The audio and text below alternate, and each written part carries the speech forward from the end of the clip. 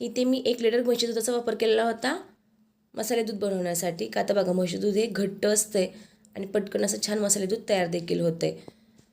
आता हे मी उकळी काढून घेतलेलं होतं बारीक फ्लेमवरती. उकळी छान अशी निघाली की ह्याच्यामध्ये आपण बाकीचं आपण साहित्य घालून घ्यायचं आहे.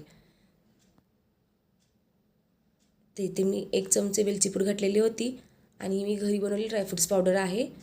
त्याच्यामध्ये काजू आणि बदामचा वापर केलेला होता. काजू बदाम मी मिक्सरला छान असे बारीक करून घेतलेले होते. तुम्हाला जर पावडर नसेल वापरायची तर तुम्ही काजू बदामचे छोटे छोटे काप करून सुद्धा वापरू शकता. याच्यामध्ये घालून घेणार आहे मी अर्धा वाटी साखर.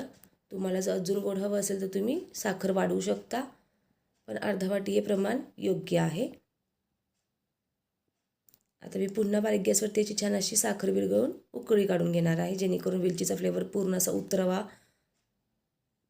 ते इथे बघा आपल्या छान अशी दुधाला उकळी आलेली होती.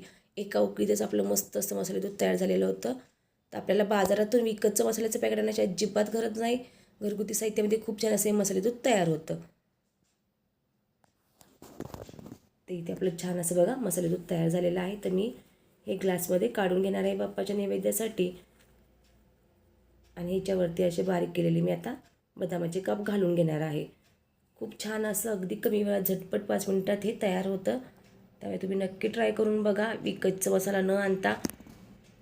चला तर मग तुम्हाला ही रेसिपी कशी वाटली, अगदी साधी सोपी, ते मला कमेंट करून सांगा.